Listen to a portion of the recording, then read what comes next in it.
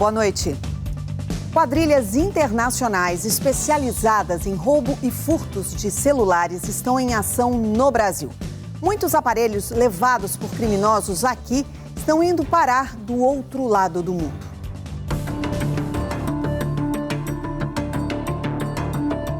Cenas como essas têm se tornado cada vez mais comuns, principalmente nas grandes cidades. Lucas teve o celular furtado quando estava em um show em São Paulo.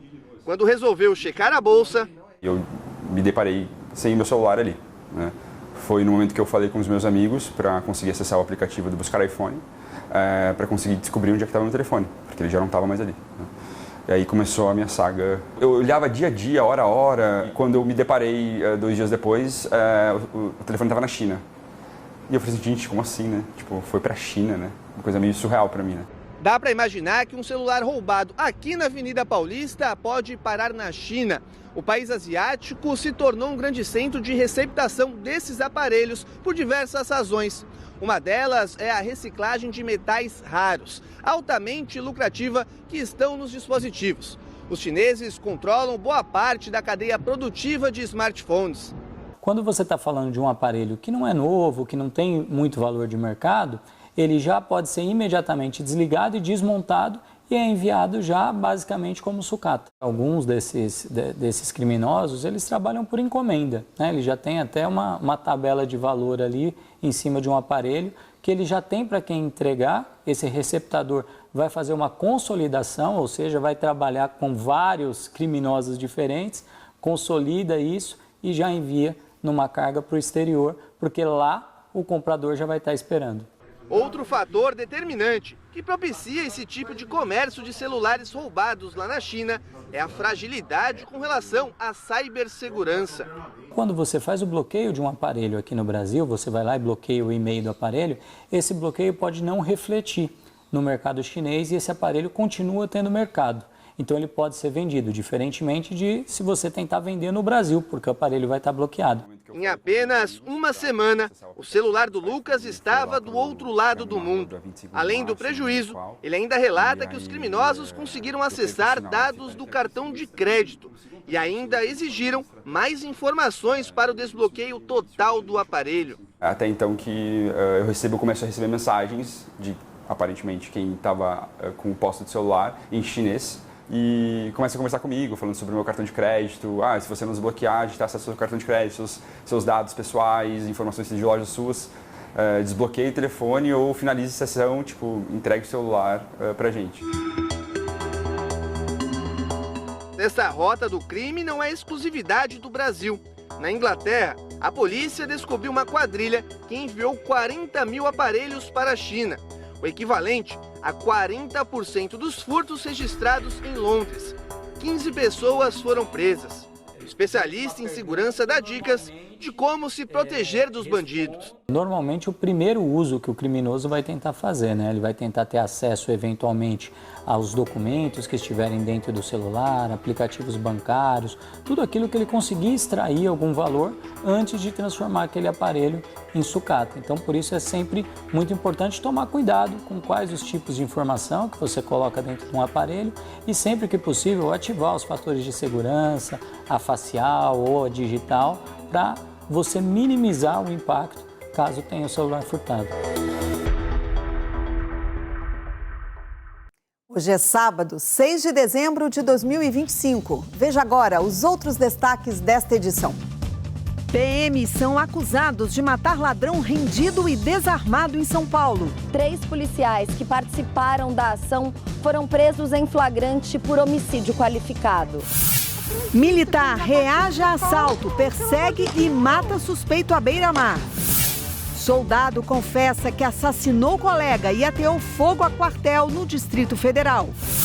Temperaturas sobem e meteorologistas alertam para a formação de ciclone. Elevado risco de vendavais de curta duração e episódios de chuva forte a torrencial.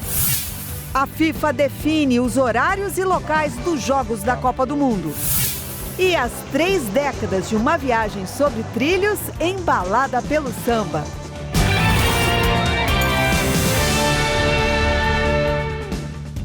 Um sargento da Polícia Militar foi preso nesta madrugada na comunidade da Palmeira, em Niterói, região metropolitana do Rio. E nós vamos falar sobre isso ao vivo agora com o Fabiano Martinez, que está lá na capital fluminense. Fabiano, conta pra gente o que motivou a prisão desse PM.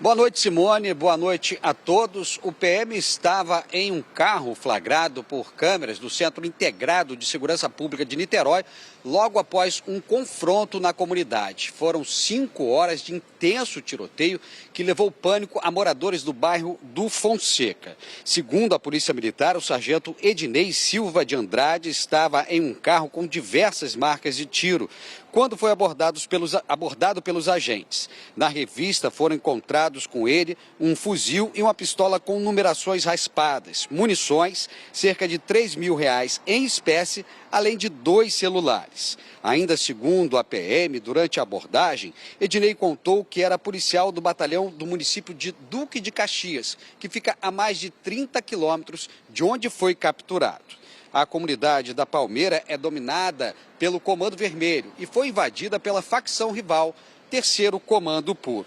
Todo o material apreendido foi levado para a delegacia de Niterói, onde o caso foi registrado.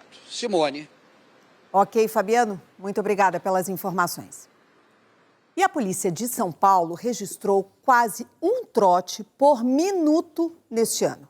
O que pode parecer uma brincadeira inofensiva, aliás, de gente que não tem o que fazer, atrapalha e muito o atendimento a quem realmente precisa. É nesta sala do Centro de Operações da Polícia Militar que chegam as ligações feitas para o 190 e o 193, os telefones de emergência da PM e dos bombeiros que socorrem a população. Central de Polícias e Bombeiros, qual a sua emergência? Em cada um desses atendimentos, policiais escutam e analisam cada queixa. Se o telefonema exige intervenção ou ajuda, policiais militares acionam os batalhões e enviam viaturas até o local. Tudo muito rápido, porque alguns segundos podem fazer a diferença entre a vida e a morte de alguém do outro lado da linha. Mas tem gente que faz questão de atrapalhar essa urgência. São as pessoas que passam trote. Oi, tudo bem? Bem, senhora, qual é a emergência? Queria falar que roubaram minha moto agora. De janeiro a outubro deste ano, o Centro de Operações da Polícia Militar recebeu mais de 500 mil de trotes, só na capital e região metropolitana de São Paulo.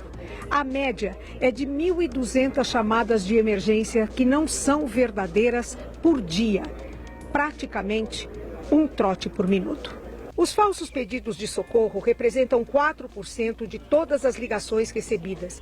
E os números só não são maiores graças a uma tecnologia que identifica de onde vem a chamada. E já teve gente presa por causa disso. Nós identificamos de onde partiu o trote no mesmo instante. Nós enviamos uma viatura para o local para pegar aquela pessoa e levá-la até o distrito policial para que seja registrado o boletim de ocorrência. Em São Paulo, quem passa trote para a Polícia Militar ou o Corpo de Bombeiros pode ser multado em quase R$ 2.200. Além do pagamento em dinheiro, o autor da ligação poderá sofrer outras sanções, já que a prática também é considerada crime. Está no mesmo quarto que a senhora? No mesmo quarto meu. Que isso, eu tô deitada. Como e é? ele... Como que ele é? É um morenão, hein? Entre adolescentes e gente querendo atenção, a Polícia Militar escuta de tudo. De falsas emergências de saúde à comunicação de crimes que não aconteceram. Um desserviço à população e um entrave no trabalho da polícia. Bombeiros, emergências. Seria uma ajuda aqui, perto de casa, tá pegando fogo.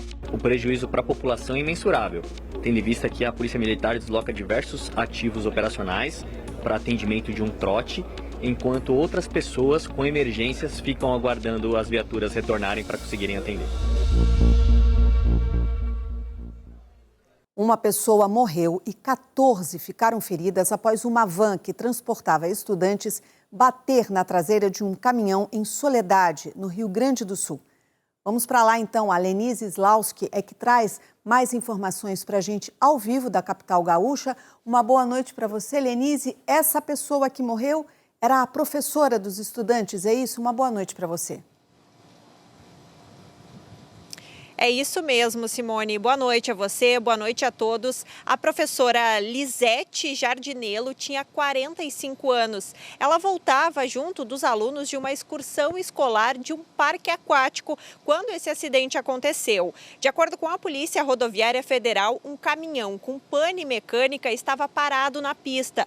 O motorista da van não viu esse outro veículo e acabou colidindo na traseira dele. Isso aconteceu na BR-386, na cidade de Soledade, que fica na região norte aqui do Rio Grande do Sul. A professora Lisete, ela chegou a ser encaminhada para atendimento médico em um hospital, mas ela não resistiu aos ferimentos. Ao todo, nesse acidente, 14 pessoas ficaram feridas. Entre elas, 5 adolescentes que eram estudantes que continuam internados em estado grave. Simone. Gravíssimo esse acidente. Muito obrigada. Uma boa noite para você. Um homem foi morto a tiros depois de roubar um militar do Exército na Praia da Enseada, em Guarujá, no litoral paulista.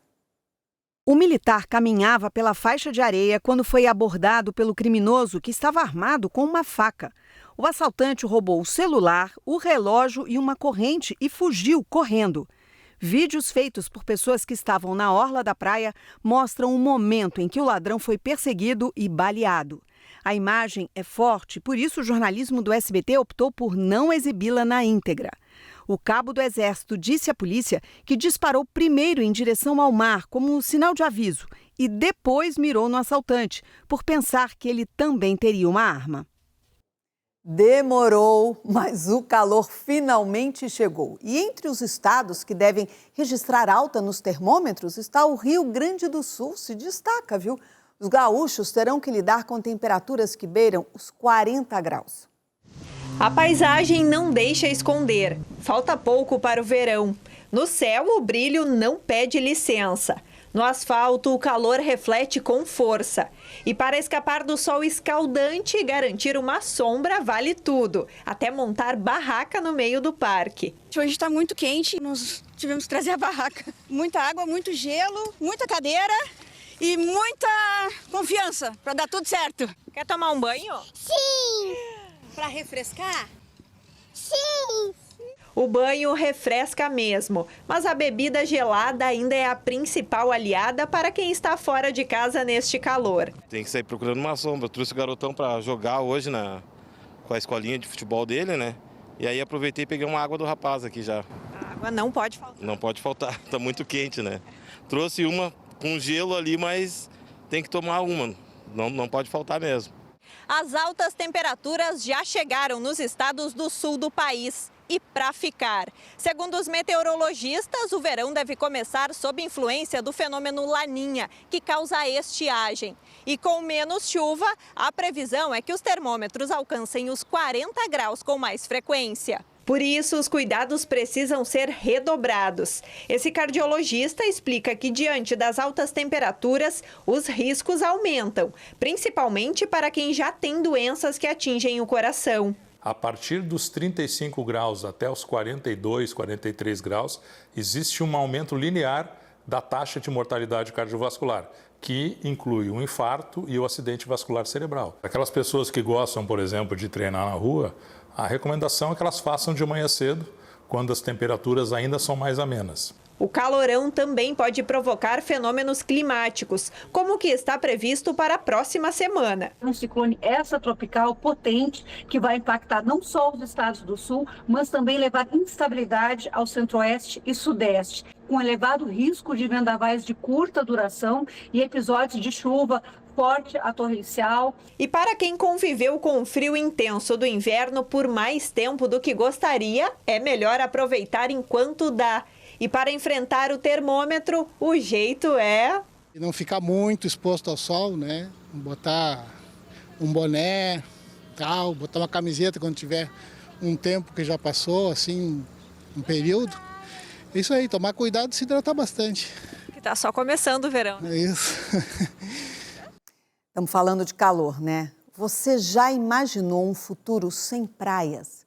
Pois esse cenário, infelizmente, pode virar realidade. Um estudo alerta que até metade das faixas de areia do litoral pode desaparecer em menos de 80 anos. É uma realidade que nem sempre aparece nas imagens típicas de cartão postal. A atividade humana à beira-mar tem se transformado em uma ameaça à sobrevivência do ecossistema na costa brasileira. Um estudo da FAPESP realizado em 30 praias paulistas provou que esses riscos são ainda maiores nas grandes cidades litorâneas, onde a faixa de areia está cada vez menor. A flora e a fauna local podem ser extintas. Um outro estudo da Universidade da República do Uruguai revelou um dado alarmante. A pesquisa analisou mais de 300 balneários em diversas regiões do mundo e previu que até o fim deste século, metade das praias do planeta pode simplesmente desaparecer. Acho que não. Acho que no horizonte longo ainda não. Sim, em Portugal, por exemplo, as praias estão muito mais reduzidas, temos muito pouco areal. Este professor da Universidade A&M do Texas, nos Estados Unidos, explica por que isso é possível. A praia, ela diminui e aumenta naturalmente. Quando a gente constrói na beira da praia, a gente quebra esse equilíbrio, a gente remove as dunas, que são os depósitos de areia, e a praia não tem mais como se reconstruir. Desse jeito, somente a erosão vai fazer o principal efeito e o risco dessas praias deixarem de existir aumenta exponencialmente.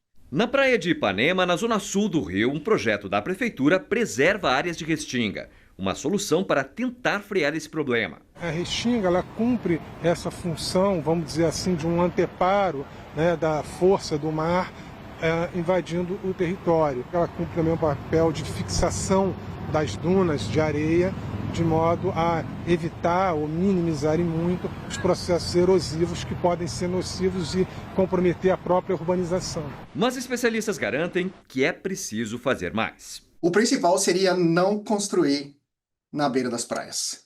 Seria deixar aquela zona ali com as dunas intacta, porque aí esse balanço natural de erosão e chegada de sedimento vai acontecer naturalmente. As praias podem até migrar um pouco com a subida do nível do mar, mas elas não deixariam de existir. Agora, o problema principal é quando a gente constrói rodovias, é quando a gente constrói resorts na beira da praia, e aí a gente quebra toda essa dinâmica costeira, o equilíbrio natural. O que começou com o registro de incêndio em um quartel do Exército em Brasília foi, na verdade, mais um caso de feminicídio. Um soldado foi preso horas depois das chamas terem sido combatidas. Então, vamos lá para Brasília com a repórter Suane Guerreiro para entender melhor os desdobramentos dessa história. Suane, uma boa noite para você. Que história é essa? Explica para a gente.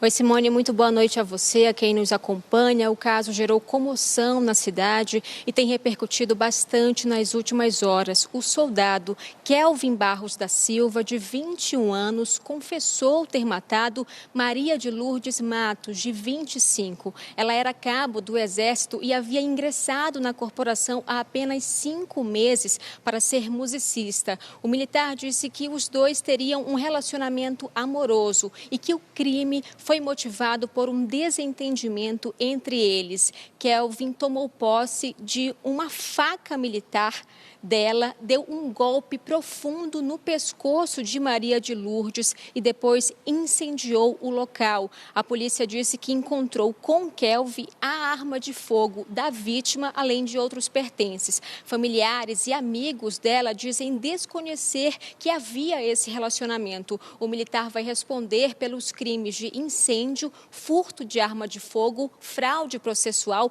e feminicídio. Em nota, o Exército disse que está prestando todo o apoio à família da vítima e que o soldado será expulso da corporação. Simone. Nossos sentimentos mesmo, a família dessa moça que morreu. A leoa que matou um jovem em um parque de João Pessoa no último domingo foi devolvida à jaula. Agora, o parque é investigado por possíveis irregularidades. O Ministério Público da Paraíba deu um prazo de 15 dias para que órgãos municipais e estaduais apresentem respostas sobre irregularidades no Parque Arruda Câmara, em João Pessoa. O pedido foi feito com base em 2 relatórios, que já apontavam problemas estruturais, sanitários e de manejo dos animais antes mesmo da morte do jovem Gerson Machado. Nós temos já com o município acertadas algumas providências, como por exemplo a instauração do procedimento para verificar o que de fato ocorreu, a solicitação de exames médico-veterinários existentes antes, posteriormente, um plano de manejo e de assistência para a leoa. Os relatórios citados pelo Ministério Público revelam risco ambiental, manejo inadequado dos animais, tubulações antigas de esgoto e falhas no monitoramento. Das 32 câmeras de segurança, apenas 4 funcionavam.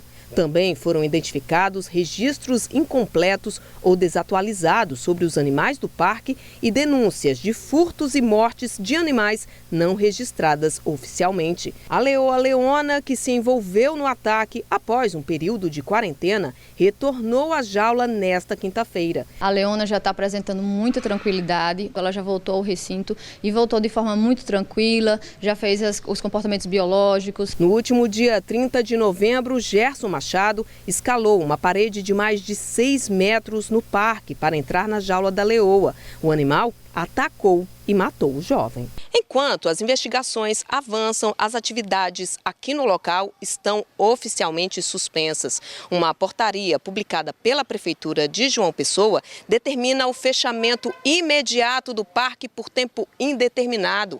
A decisão cita o grave incidente, a necessidade de garantir a segurança dos visitantes e dos animais e a obrigação de apurar rigorosamente as circunstâncias do ataque. A possível revogação da lei de alienação parental reacendeu o debate sobre manipulação psicológica de crianças. É que a Comissão de Constituição e Justiça da Câmara dos Deputados aprovou nesta semana a derrubada da lei. Agora, o assunto vai ser discutido pelos senadores. Criada em 2010, a lei define como alienação parental quando o pai ou a mãe manipula os sentimentos de crianças e adolescentes contra o outro responsável. A questão é que genitores têm usado o que está previsto na lei para justificar abusos ou irregularidades, como mudar de cidade ou de estado sem autorização, difamar o outro familiar para a criança ou adolescente e apresentar falsa denúncia contra o responsável. O assunto está no centro dos debates no Congresso. A Comissão de Constituição e Justiça da Câmara aprovou nesta semana, por 37 votos a 28, o projeto que revoga a lei de alienação parental. Para deputados que defendem a mudança, a norma vem sendo usada para desacreditar denúncias de abusos e omissões dos genitores. Os órgãos de proteção às crianças pedem que o Brasil revogue esta lei, que tem colocado crianças em risco de violência doméstica, de violência sexual, além de revitimizar, em geral, mulheres. Pode ser homens também, é verdade? Mas parlamentares contrários defendem que a derrubada pode deixar um vazio na proteção de crianças e adolescentes. Nós devemos reformular essa lei, aprimorá-la e não revogá-la simplesmente retirando do nosso ordenamento jurídico, colocando um limbo de uma lei que, embora tenha inconsistências, tenha problemas que devem ser sanados, ela protege crianças e genitores. O projeto foi aprovado em caráter conclusivo na Comissão de Constituição e Justiça da Câmara. Isso significa que, se os deputados não entrarem com recurso para levar o tema ao plenário da Casa, o texto será enviado diretamente para análise do Senado. Esta advogada, especialista em direito de família, diz que a lei de alienação vem sendo usada muitas vezes para punir mães e crianças e defende que o Estatuto da Criança e do Adolescente já seria suficiente para garantir a proteção adequada. A gente percebe na atuação cotidiana, nos tribunais, que muitas vezes a utilização da lei é equivocada e realmente muitas mães perdem a guarda dos seus filhos para os próprios agressores dessas crianças. Já o vice-presidente da Associação de Direito de Família e das Sucessões entende que o caminho deveria ser aperfeiçoar a lei. Para ele, o ECA não traz respostas específicas para os casos de alienação parental. O grande risco é de que muitas crianças e adolescentes sejam efetivamente afastados do convívio do seu pai ou da sua mãe, do genitor que está sendo alienado, porque se não há uma intervenção rápida e imediata do judiciário para fazer cessar essa alienação parental, a tendência é que ela vá se estendendo ao longo do tempo. A Copa do Mundo, você sabe, é só no ano que vem, né? Mas na próxima terça-feira já tem bola rolando no SBT. Os melhores clubes europeus voltam a campo pela Liga dos Campeões. Destaque para Inter de Milão e Liverpool, jogo que você assiste aqui a partir das 4h45 da tarde. Vai ser a última rodada disputada este ano, nesta primeira fase da Champions League. Inter e Liverpool tentam se recuperar na competição. Os italianos estão em 4º lugar na tabela com 12 pontos, mas vêm de uma derrota para o Atlético de Madrid. Enquanto os ingleses, que foram goleados pelo PSV da Holanda, vivem situação pior na 13ª colocação com 9 pontos ganhos. Um bom resultado é essencial para quem quiser garantir uma vaga direta nas oitavas de final. Não perca Inter de Milão e Liverpool, terça-feira, no SBT. Um estudo recente do IBGE revelou que 1 em cada 4 brasileiros com 60 anos ou mais está trabalhando. O aumento da expectativa de vida e a necessidade de ampliar a renda fazem com que essa população siga longe da aposentadoria. Aos 71 anos, Dona Laila está plenamente ativa no mercado de trabalho. Ela organiza passeios voltados a grupos da mesma faixa etária dela. Eu escolhi esse tipo de atividade justamente para ter esse pertencimento, além, claro, do retorno financeiro para complementar a renda, né? A empreendedora decidiu cursar gestão em turismo, porque sempre gostou de viajar. Me formei em 2023, com 68 anos. E estou até hoje me encontrando. O Brasil atingiu em 2024 o número recorde de 8.300.000 pessoas com 60 anos ou mais que estão trabalhando. De acordo com o levantamento do Instituto Brasileiro de Geografia e Estatística, o IBGE, esse índice vem crescendo desde 2020. No período de apenas 5 anos, houve um aumento de quase 5% no número de idosos ativos. Hoje em dia, 1/4 da população idosa tem uma ocupação. De acordo com os pesquisadores, entre os principais motivos para essa tendência está o aumento da expectativa de vida da população brasileira e a reforma da Previdência Social, aprovada em 2019, que adiou a idade para quem vai se aposentar.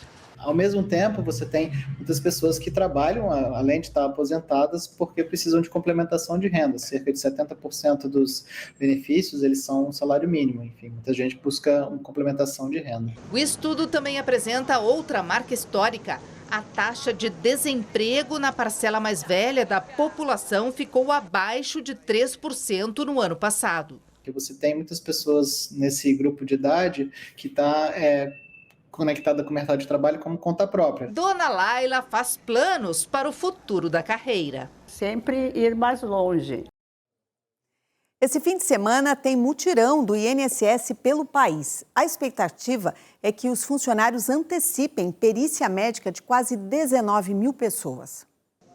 A Milena foi afastada do trabalho por crises de ansiedade e estava tentando passar por perícia médica há mais de um mês. Ela nem sabia do mutirão, mas conseguiu atendimento. Estava dizendo que estava fechado, mas como estava marcado, a gente veio, né? Eu marquei pelo aplicativo do meu INSS. Quem também estava ansiosa pelo atendimento era a Evaldina. O marido dela está internado e, por consequência, afastado do trabalho desde setembro. Situação que vai se prolongar por pelo menos mais 6 meses. Ele é um trabalhador de mais de 20 anos, de carteira assinada, né?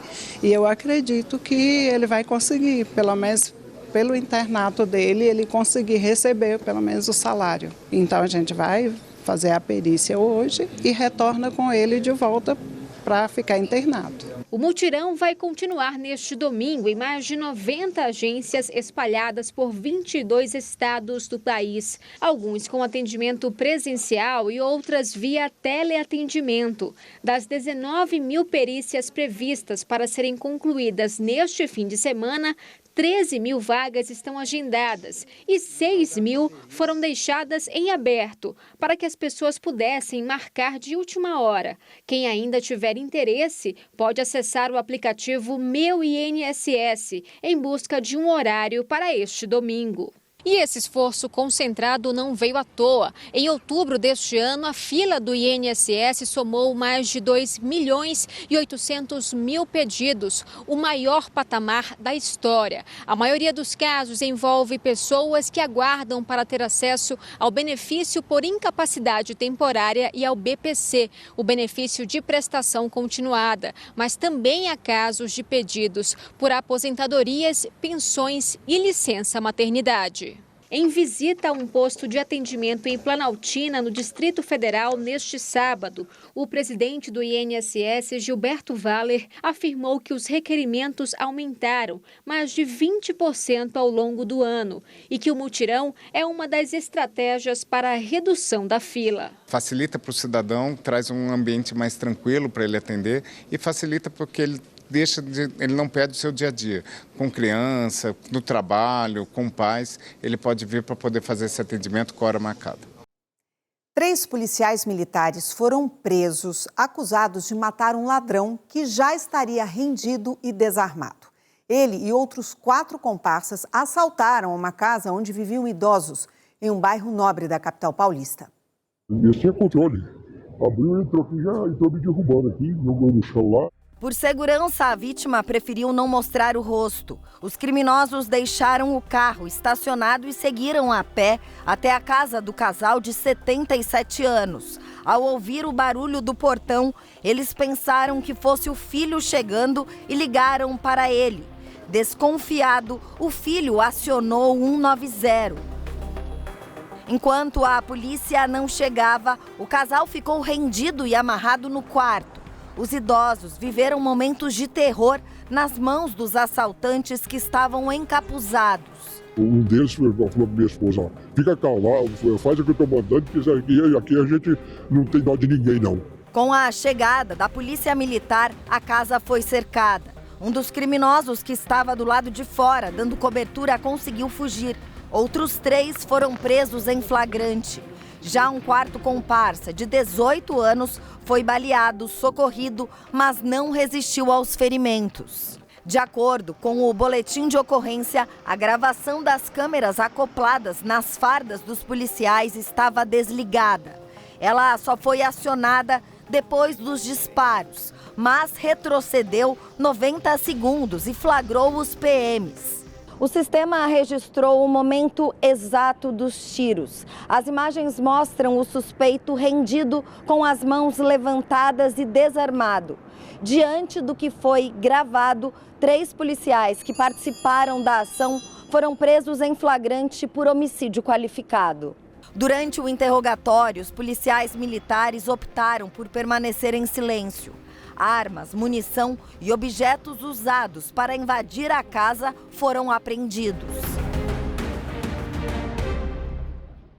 A Polícia Militar informou que não compactua com excessos ou desvios de conduta e que atua com rigor para responsabilizar aqueles que violam as leis ou os protocolos da instituição.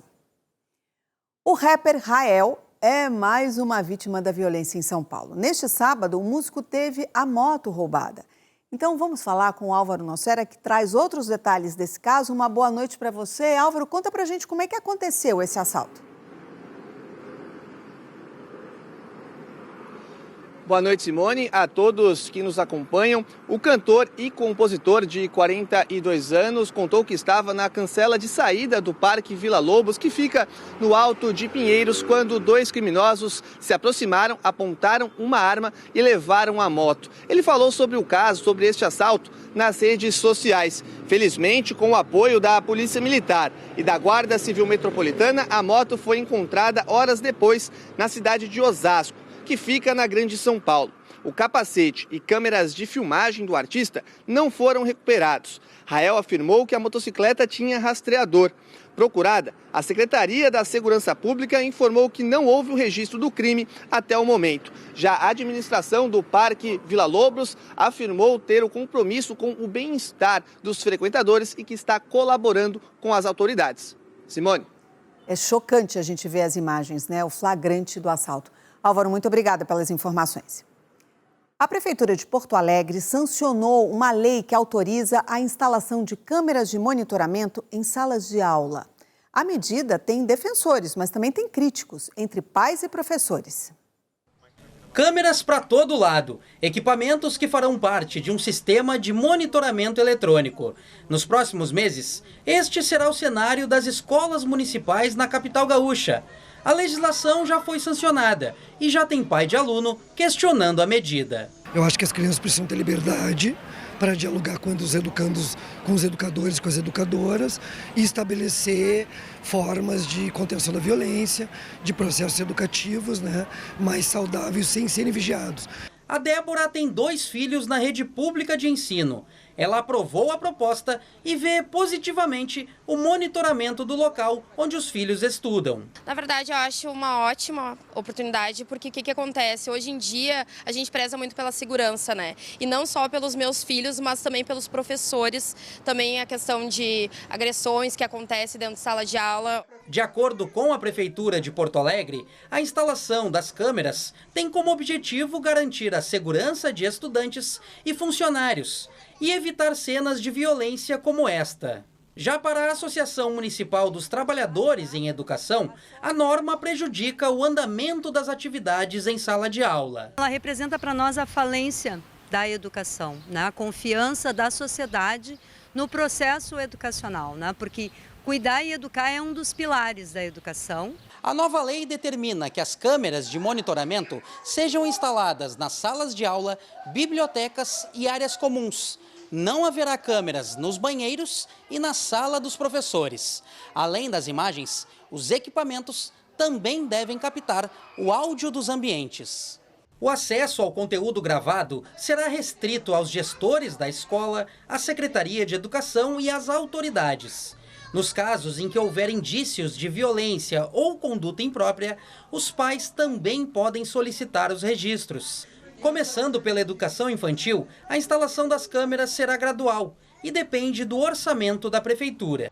Nós já temos algumas instituições sinalizando interesse nessa medida e vamos começar por essa em que as próprias comunidades escolares, o próprio conjunto de professores tem o desejo de que isso possa ser implantado e avaliar como se dá essa implantação, até porque a legislação, de maneira acertada, estabeleceu que isso ocorra de acordo com a disponibilidade financeira e orçamentária do município. Apesar de toda a discussão, a medida ganha força no resto do país. Santa Catarina e Distrito Federal sancionaram leis sobre o tema. No estado de São Paulo, existe um projeto de lei em tramitação. Já o Congresso Nacional contabiliza pelo menos 3 projetos de lei em discussão a respeito do assunto. A morte de um homem durante um treino em uma academia acendeu um alerta sobre os cuidados na hora de se exercitar.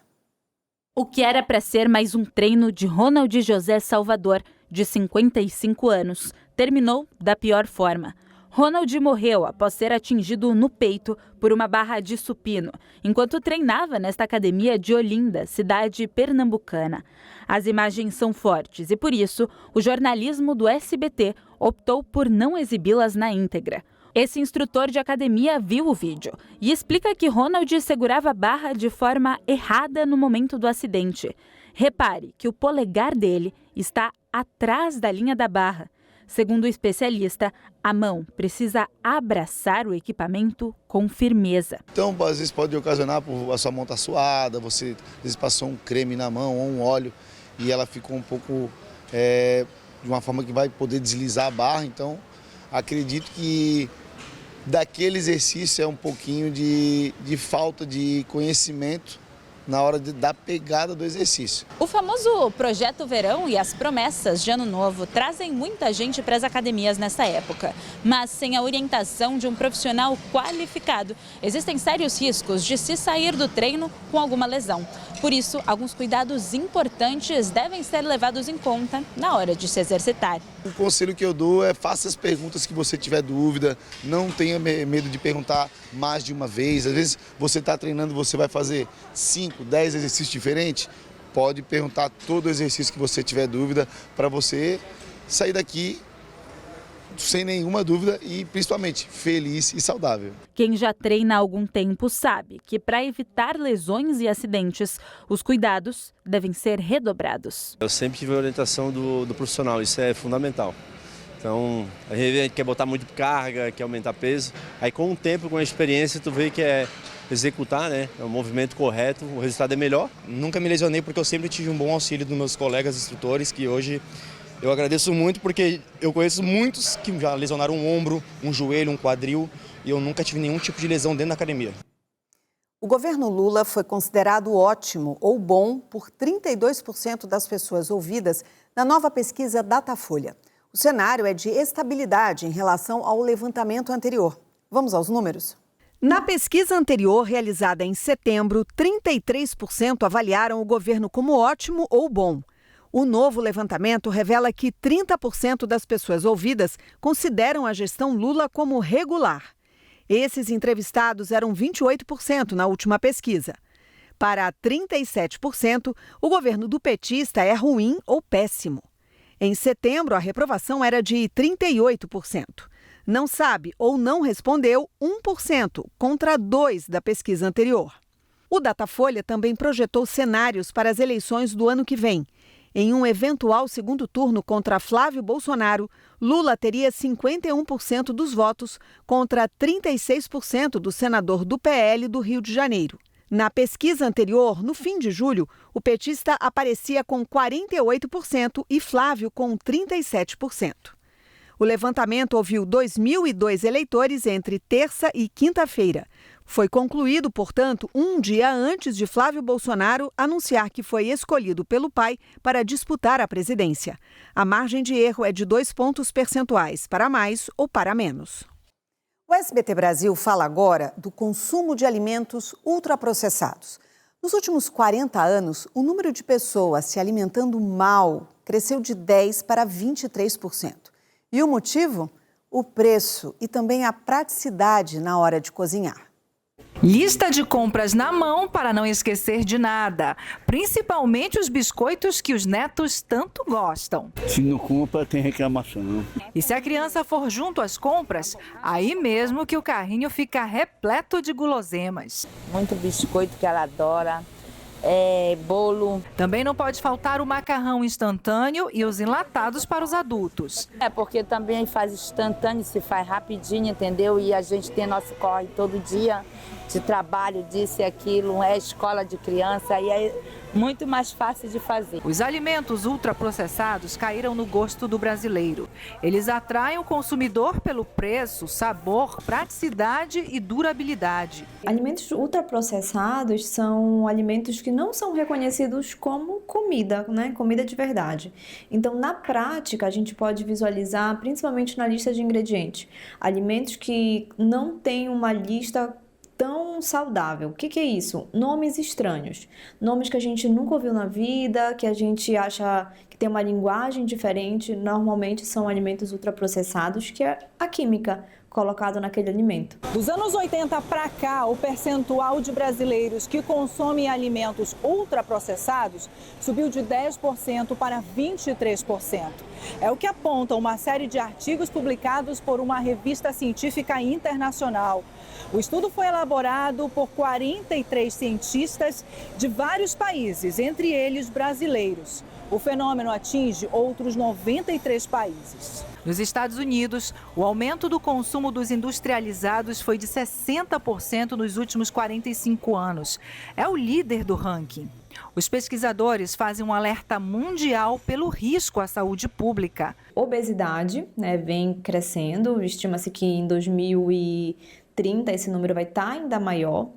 devido ao acesso a esses alimentos muito gordurosos e ultraprocessados. O próprio câncer tem muita relação com alimentos ultraprocessados, diabetes, excesso de açúcar o tempo todo, fazendo aquele estímulo ali no pâncreas, insulina, e a gente tem hoje já uma boa população com resistência à insulina. Para os pesquisadores, é necessário regular a produção dos alimentos ultraprocessados para reduzir o consumo. Enquanto isso não acontece, o melhor é aprender a comer alimentos saudáveis. Salada verde, cozida, de fruta, de legumes. Comida de verdade. Comida de verdade.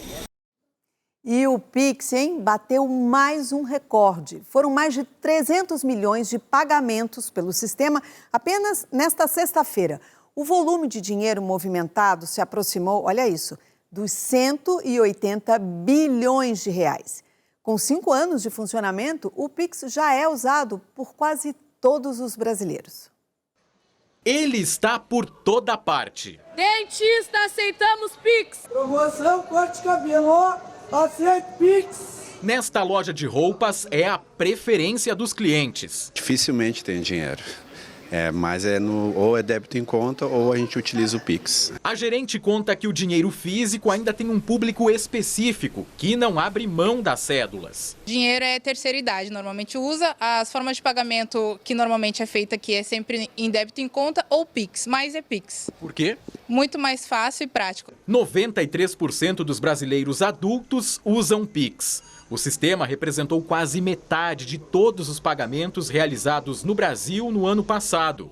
Enquanto isso, as transações em dinheiro caíram de 43% para 6% entre 2019 e 2024. Os números são de um estudo do Google. Antes do Pix, a gente tinha ali o meio de pagamento, a gente tinha cartão de crédito, cartão de débito, todos eles têm uma taxa, onde o estabelecimento que recebe, ele paga essa taxa. O Pix é gratuito, tu pode fazer o Pix de 24 horas por dia, 7 dias por semana, sem custo. A pesquisa mostrou que o Pix ganhou espaço entre todos os grupos sociais, mas principalmente nas classes D e E e entre os usuários da geração Z, os jovens nascidos no final da década de 1990. Confiança e facilidade estão entre as motivações apresentadas pela pesquisa. É o que motiva o analista de sistemas Miller a usar o Pix. Ele pouco lembra da última vez que pagou uma compra em dinheiro. O dinheiro está na conta e a praticidade dele está perto de ti.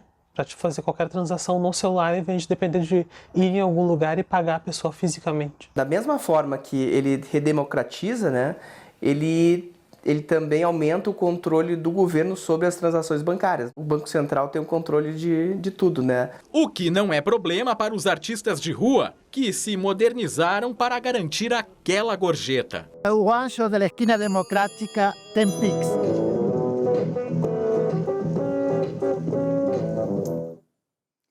Uma decisão recente do Conselho da Justiça Federal mudou o entendimento sobre as deduções no imposto de renda. A partir de agora, despesas com instrução de dependentes com deficiência física, mental ou cognitiva passam a ser consideradas gastos médicos e não apenas educacionais. Famílias de pessoas com deficiência física ou intelectual só podiam abater do imposto de renda o valor integral gasto com educação se o dependente estivesse em escola especial. Em escolas regulares, o limite era o mesmo das demais despesas educacionais, o que gerava uma diferença significativa. A partir de agora, as despesas com educação de dependentes PCD, física, mental ou cognitiva, poderão ser deduzidas integralmente no imposto de renda como gastos médicos. O Judiciário reconheceu que, na prática, a despesa de educação deve ter o mesmo tratamento tributário das pessoas com deficiência, deve ter o mesmo tratamento tributário que as despesas de saúde. O entendimento do Conselho da Justiça Federal segue os princípios da Constituição, das convenções internacionais e da Lei de Inclusão, garantindo igualdade de condições para famílias de alunos com deficiência. Na prática, a mudança corrige uma distorção histórica do sistema tributário. Além de valer para as próximas declarações do imposto de renda,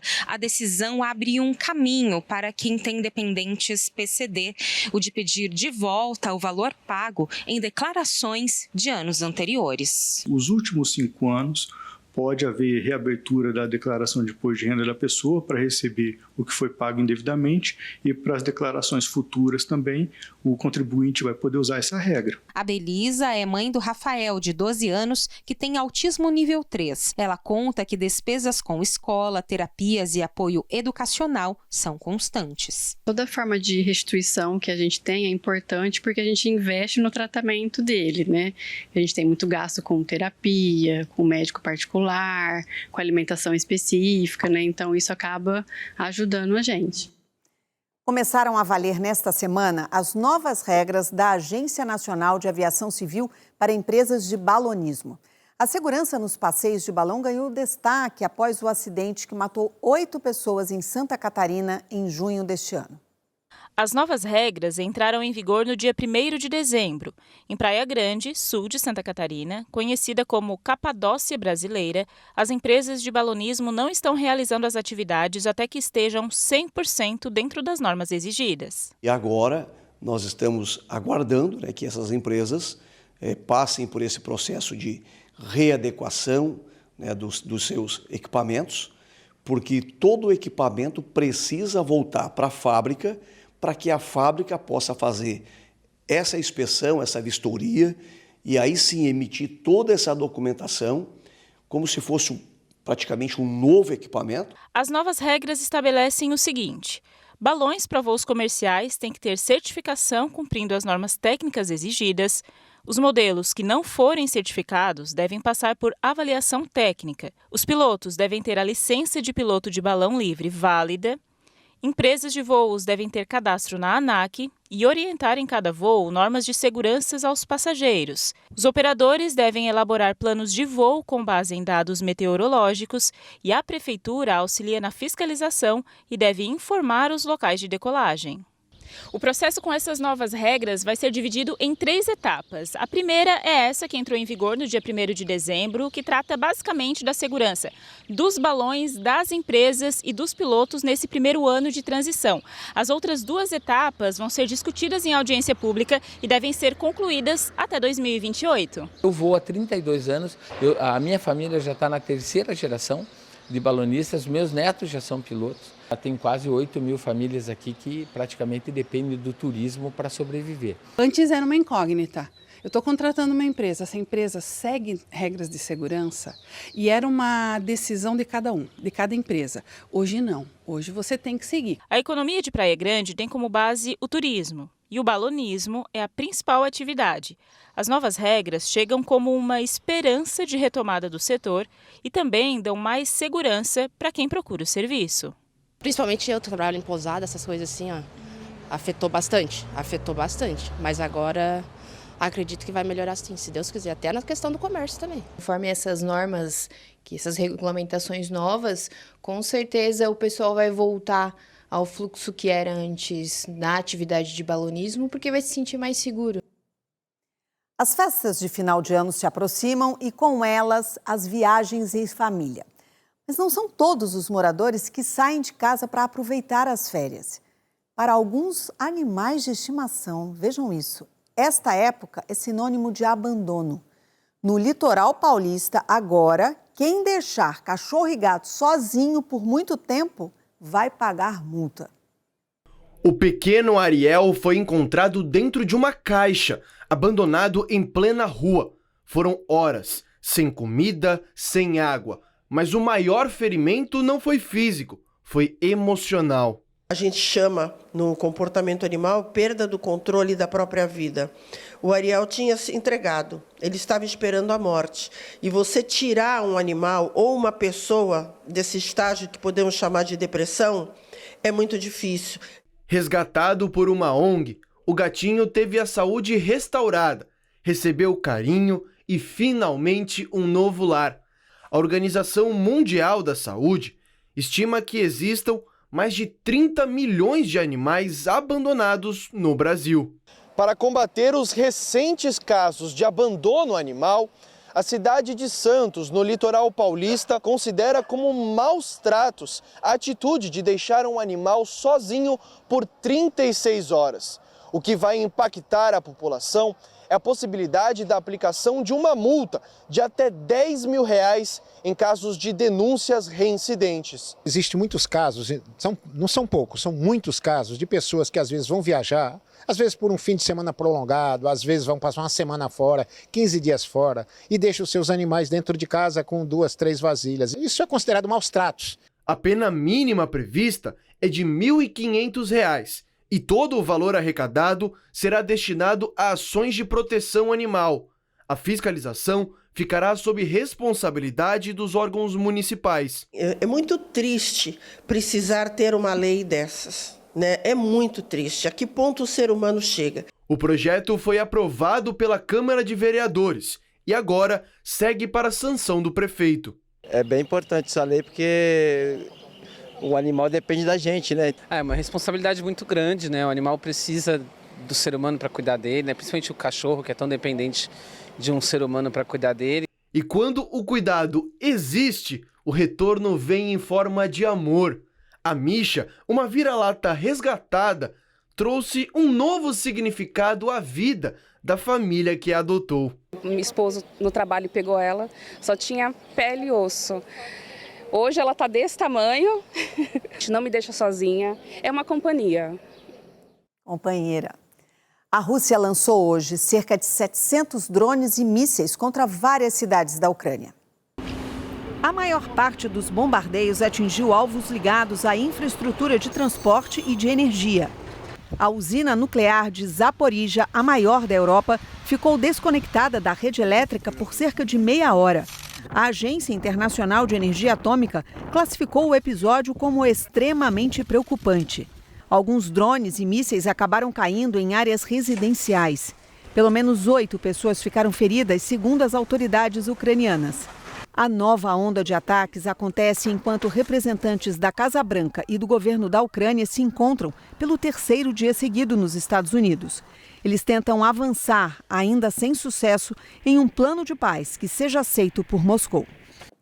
Vamos falar agora sobre Copa de 2026? A FIFA divulgou hoje o calendário completo do Mundial.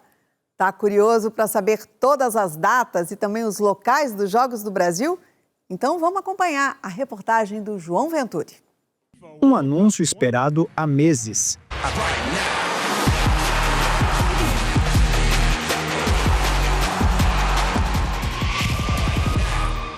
A FIFA finalmente divulgou as datas e os horários dos jogos de todas as seleções para a Copa do Mundo de 2026.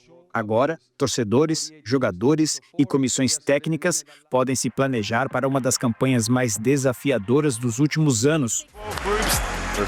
Brasil. O Brasil estreia no dia 13 de junho, um sábado, contra a seleção do Marrocos, que foi semifinalista em 2022. A bola rola às 7 horas da noite, pelo horário de Brasília. A partida irá acontecer aqui no MetLife Stadium, em Nova Jersey. O início da caminhada do Brasil rumo ao tão sonhado hexacampeonato será em um dos maiores palcos da Copa, com capacidade para mais de 80 mil torcedores. E a expectativa, é claro, é de casa cheia para o primeiro desafio da seleção. Depois, o Brasil terá mais 2 jogos pela fase de grupos, contra o Haiti, no dia 19 de junho, na Filadélfia, às 10 da noite, e contra a Escócia, no dia 24, em Miami, às 7 da noite, sempre pelo horário de Brasília. Com o calendário definido, a comissão técnica da CBF corre contra o tempo para ajustar a logística da preparação. A equipe deve montar um quartel-general na costa leste dos Estados Unidos e viajar para cada sede, seguindo um planejamento minucioso. Temos grandes líderes, jogadores jovens, mas com experiência, e a gente vai tentar manter, melhor dizendo, esse bom ambiente que o Mister sempre fala. Na apresentação deles, no primeiro dia, eles já ficam sabendo de toda a programação. Então, tem funcionado bem. A gente tem mantido a privacidade, que é uma coisa que a gente batalha muito. Antes da Copa, o Brasil fará pelo menos mais 2 amistosos, ambos nos Estados Unidos, contra a França e a Croácia, previstos para o mês de março, que é quando já será possível ter uma ideia mais clara de quais jogadores farão parte do grupo que irá representar o país no torneio. Temos falado muito do Neymar. O Neymar tem 6 meses para se preparar bem. Se ele estiver bem, vai jogar a Copa do Mundo. Se não estiver bem, não vai jogar a Copa do Mundo, porque vou chamar outros que estão bem fisicamente, disse Carlo Ancelotti, técnico da seleção brasileira. Com quase tudo definido, começa a contagem regressiva. O Brasil busca quebrar um jejum de mais de 20 anos sem título mundial. E agora já sabe qual é a rota inicial que deve seguir para conquistar este desafio. E neste domingo tem SBT Esportes. A Renata Saporito é quem apresenta as atrações. Olá, muito boa noite para você. Amanhã é dia de SBT Esportes e o programa deste domingo chega em clima de Copa do Mundo. Tá chegando a hora. Brasil, Marrocos, Haiti, Escócia. O SBT Esportes vai repercutir, analisar e trazer todas as informações sobre o grupo da seleção brasileira na Copa de 2026, que você vai acompanhar aqui na tela do SBT. Por falar na Canarinho, o programa vai exibir uma entrevista exclusiva com o nosso comandante. O técnico Carlo Ancelotti estará aqui no SBT Esportes deste domingão. No futebol brasileiro, vamos destacar a preparação dos times que vão a campo no fechamento da competição. Tem briga por torneios continentais e a luta desesperada contra o Z4. Champions League, o programa vai esquentar o clima para o jogaço entre Inter de Milão e Liverpool, com uma matéria super especial sobre o Chivu, comandante da equipe italiana. E o SBT Esportes ainda vai ter Copa do Brasil, o Flamengo no Mundial de Clubes, gols do futebol europeu. Tudo isso e muito mais amanhã, a partir das 7h30 da manhã, aqui no SBT Esportes, e eu espero você. E continuamos a falar de futebol porque o Mirassol e o Flamengo empataram por 3-3 pelo Campeonato Brasileiro. O rubro-negro entrou em campo com um time alternativo, né? Isso porque a equipe principal embarcou hoje para o Catar, onde vai disputar a Copa Intercontinental. É o último desafio do ano. Uma multidão de flamenguistas foi até o Aeroporto Internacional Tom Jobim, no Rio de Janeiro, para demonstrar apoio. É o chamado Aeroflá, que já virou uma tradição. O Flamengo estreia no torneio intercontinental na quarta-feira contra o Cruz Azul do México. Mas nem tudo foi festa, viu? Porque houve tumulto entre a polícia e parte da torcida que tentou invadir uma área restrita do aeroporto. Fim de ano chegando, época de presentear. E é aí que entra sempre a ideia de fazer um amigo secreto ou oculto, como se fala lá no Rio de Janeiro. Apesar da tradição, a brincadeira pode ficar de fora das festas de muita gente. O amigo secreto é tradição nas festas de fim de ano, mas nem sempre agrada a todo mundo.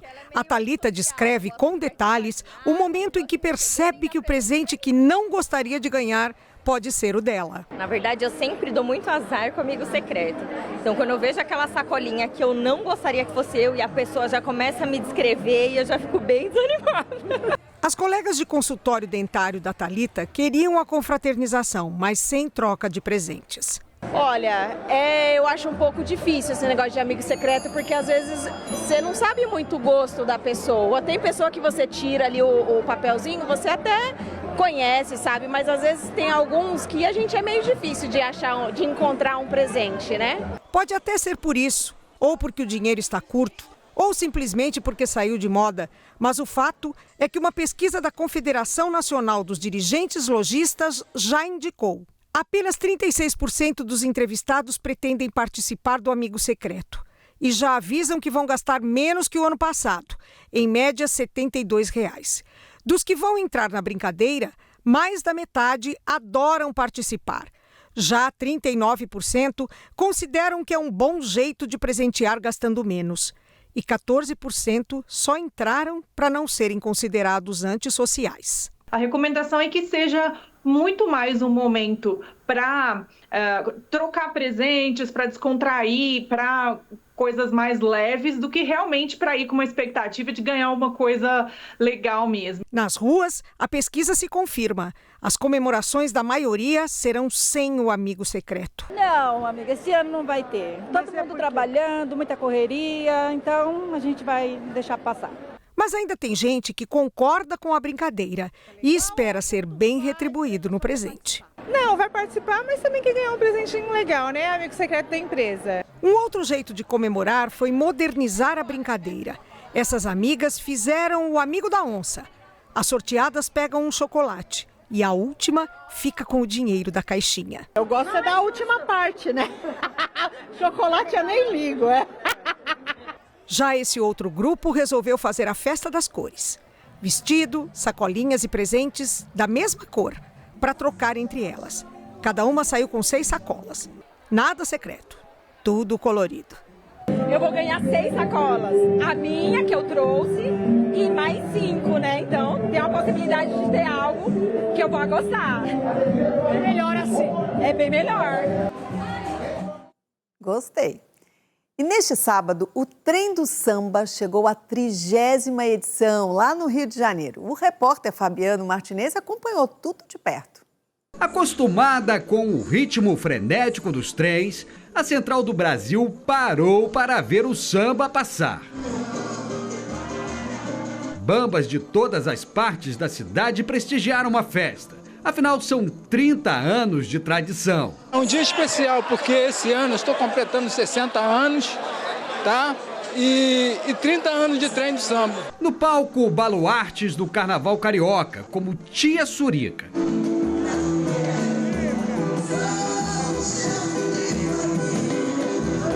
Com 85 anos, carrega a história e a essência do samba do Rio de Janeiro. É muito bom. Para o público, um deleite inesquecível. Eu amo samba, amo o trem do samba. Isso é o samba verdadeiro, é a cara do Rio de Janeiro. Criado em 1995, o Trem do Samba é uma homenagem a Paulo Benjamin de Oliveira, o Paulo da Portela. O fundador da Azul e Branco é um dos maiores nomes do carnaval carioca. 6h04 em ponto. Era esse o horário que Paulo da Portela pegava o trem aqui na Central do Brasil, com destino a Oswaldo Cruz, na Zona Norte. Proibido pela polícia de cantar nas ruas do centro, Paulo esperava as portas do trem se fecharem para soltar a voz. Essa foi a solução que ele encontrou para levar o samba de estação em estação para todos os cantos do Rio. Paulo da Portela fazia isso. Seu Paulo era proibido cantar samba. E aí ele chegava aqui, marcava com os amigos, fazia o que a gente está fazendo aqui agora. Se encontrava, ficavam batendo papo, mas não cantavam, o que era proibido. Quando eles entravam no trem, fechava a porta, que a polícia não podia prender mais, eles saíam tocando. Tradição que, se depender do povo carioca, não morre jamais.